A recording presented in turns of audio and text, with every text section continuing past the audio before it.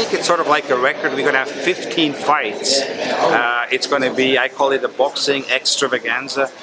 We have the most talked about the Olympian from Rio, Carlos Balderas, on the card. So we see the young, the future. But then we have the #1 fighter out of Texas, undefeated 21-0, Barrios. So he is fantastic. We have the most exciting heavyweight, who is coming off a Fight of the Year candidate with Luis Ortiz. Of course, the main event with Mikey and with Easter. We have what I'm sure will be a Fight of the Year candidate. And then you open the night with two guys who, exciting fighters to begin the night, Mario Barrios and Jose Roman. Mario, this will be an interesting night. First time you've really fought someone same height as you. You fought maybe a few guys the same height as you, but do you see this as your toughest test yet of your career? Yeah, definitely. I mean, I know for sure this is my toughest fight. I mean, I'm very happy to have this huge step up.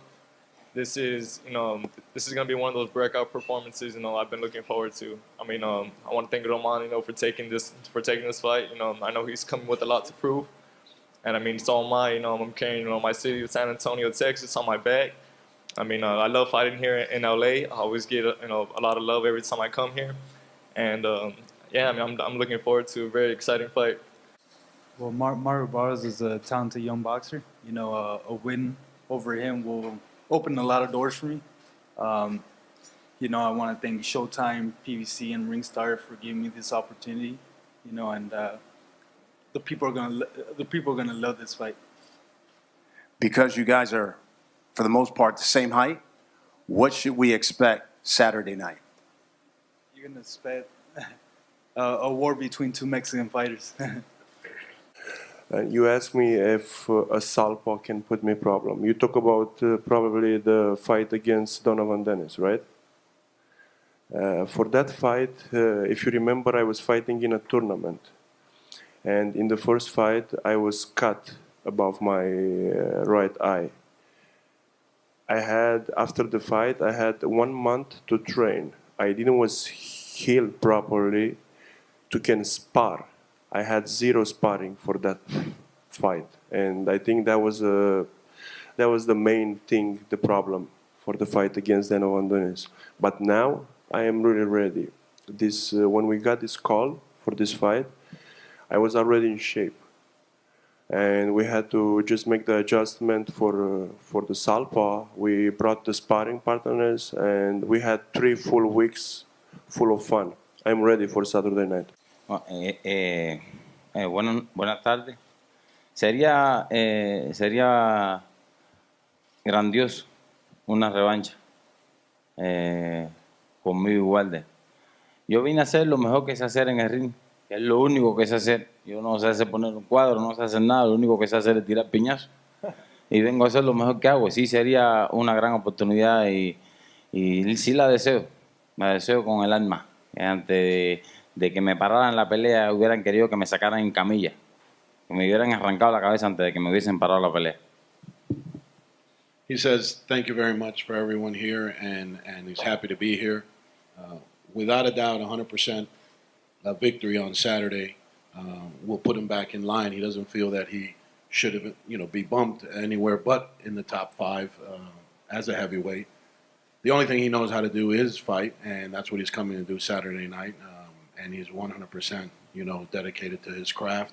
As far as the Wilder fight, he feels that he would have preferred that he left on a stretcher or been brutally knocked out, as some people are saying that it happened. He obviously wasn't. There was a TKO stoppage on, just he couldn't go any further, but he would have preferred it the other way because he's a fighter, and that's what he wants. And he's happy to be here. He thanks everyone, and looking forward for Saturday. And when you talk about the lightweight division, unification is rare. This will be only the 10th unification fight in the history of the lightweight division. First one came in 1941. The last unification fight at lightweight was nearly a decade ago, 9 years ago. The last time Showtime Championship Boxing brought you a unification lightweight fight 13 years ago, 2005, and it was one of the greatest fights ever when you had Diego Corrales stop Jose Luis Castillo in the 10th round. If this fight is anything like that, it should be one hell of a night, Saturday night at Staples. So let's start with the trainers. Robert Garcia. I think you've been trainer of the year like 500 gazillion times, right? Trainer of his brother.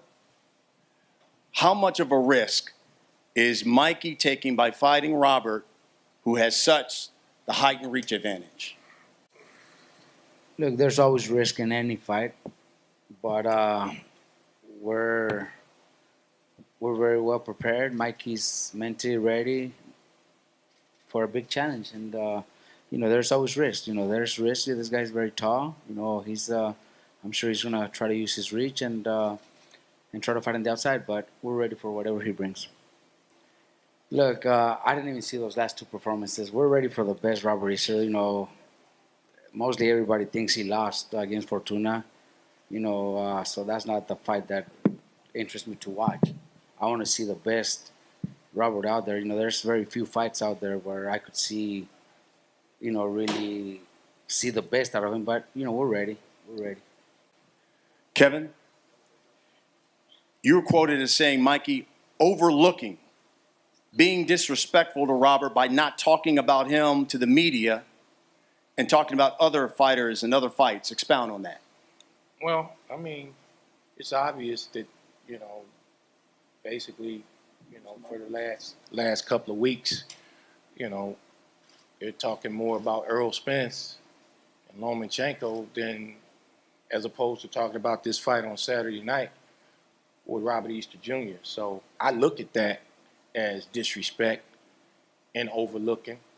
But I think he's got a seasoned trainer. And Mikey's a pro. So, I don't think they are totally overlooking him, but I think it's totally disrespectful to talk about all these fights next when you haven't dealt with Robert Easter Jr. yet. Let's talk to the fighters. Mikey, let's start with you. What does a unification victory over Robert Easter Jr. do for your legacy? And would you consider it a signature victory on your record? Well, this is the first time I'll have a title unification match. It does mean a lot. Facing another undefeated champion in the same weight class, it will definitely help my legacy and help my career. I feel that this is the best option, the best fight for me right now. I'm taking the proper steps to move forward and, like I always say, cement my name, cement my career for the ages. And there isn't another fight in front of me that does that other than a Robert Easter fight. Right now in my career, I'm all about taking the biggest fight, the biggest challenge, and that's why I'm taking this. I feel that Robert Easter is a tough, undefeated champion who is coming with everything he has. This is also his biggest fight. So him bringing the best out of him will only allow me to bring the best out of me.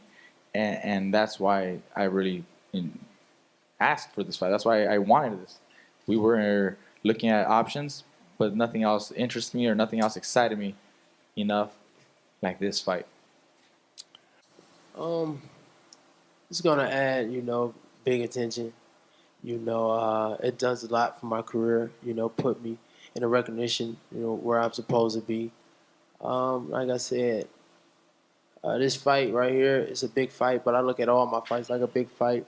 But this is, unification bout, champion versus champion, undefeated versus undefeated, two warriors. July 28th, you will see, a lot of fireworks and excitement. I was wondering if Mikey and Robert could both answer what they remember from the Corrales-Castillo fight, one of the best fights in boxing history. Well, I remember watching it, and, the ending was the most dramatic. I was watching, I was a lot younger, and I thought Castillo had that, after dropping Corrales, and that was the victory right there. And you know, if you blinked, you would have missed it. You know, Corrales stops Castillo. You know, and it was just, I think, the biggest, you know, moment, the biggest, most dramatic moment in boxing for that time, and up until now, you know, it's still one of the top. Robert, could you answer that as well? Which Robert? Me, Easter. Chico being one of my favorite fighters, you know, he was always a tough warrior, you know, sort of like myself, you know, gave up his height, you know, to go in there and battle. But after being dropped, he comes back even stronger and finished fights. And there you seen, he finished the fight, and the ref stopped it, and he was victorious. Do you believe the winner of this fight, best lightweight in the world?